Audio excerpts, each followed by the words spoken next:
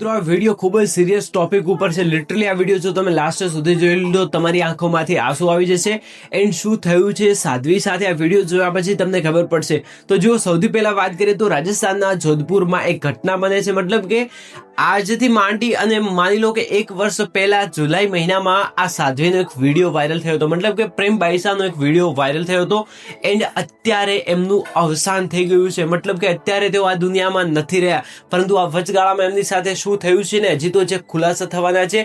Literally તમે પણ ચોંકી જશો. કારણ કે જો સૌથી પહેલા તો આપણે વાત કરીએ આ સાધ્વીની, તો આ સાધ્વીનું નામ હતું પ્રેમ બાઈસા. અને તમને સૌ લોકોએ એ વિડીયો પણ જોયો હશે, જેના કારણે જે એઆઈ વિડીયો જનરેટ થયો હતો અને ઘણા બધા લોકોએ ફેક વિડીયો બનાવ્યો હતો. જો કે એફઆઈઆર પણ થઈ હતી અને ઘણું બધું થયું હતું.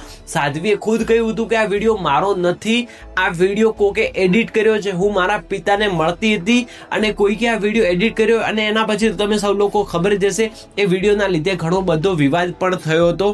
પરંતુ હવે જો વાત કરીએ તો એ સાધ્વી મતલબ કે પ્રેમ બાઈસા આપણી વચ્ચે નથી રહ્યા, તેઓનું મૃત્યુ થયું છે. પરંતુ આ વચગાળાની વાત કરીએ તો મિત્રો અત્યારે સોશિયલ મીડિયામાં અનેકો વિડીયો સોશિયલ મીડિયામાં વાયરલ થઈ રહ્યા છે.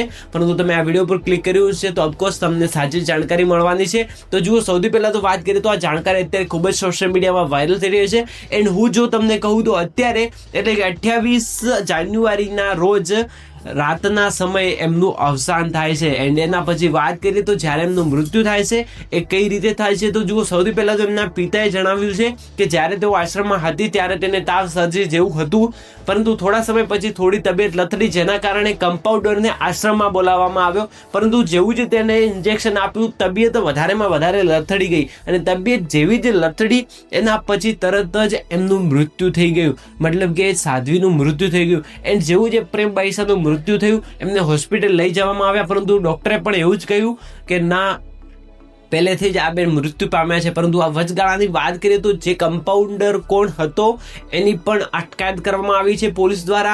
એને ત્યારબાદ આશ્રમને પણ સીલ કરવામાં આવ્યું છે. પરંતુ ત્યારબાદ જો વાત કરીએ તો કહાનીમાં ટ્વિસ્ટ તો ત્યારે આવે છે કે સાધ્વીનું મૃત્યુ થતાની 4 કલાક પછી જ એમના ઇન્સ્ટાગ્રામમાં એક પોસ્ટ હોય છે.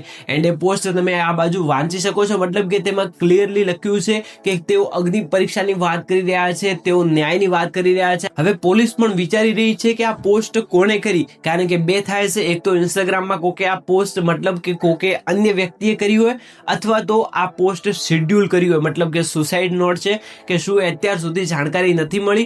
પરંતુ શું જાણકારી મળશે, શું થશે એ જોવાનું રહેશે. કારણ કે અત્યારે જો વાત કરીએ તો તમે કોમેન્ટ બોક્સમાં શાંતિ લખવાનું ભૂલતા નહીં, કારણ કે સાધ્વીએ પોતાનું જીવન ગુમાવ્યું છે. હવે શું એ કમ્પાઉન્ડરના બેદરકારીના લીધે થયું છે કે અન્ય કોઈ બાબત છે, એની પોલીસ તપાસ કરી રહી છે. પરંતુ આના વિશે તમારું શું કહેવું છે મને કોમેન્ટ્સ કરીને જરૂર જણાવજો. બાકી ઓમ શાંતિ લખવાનું ભૂલતા નહીં.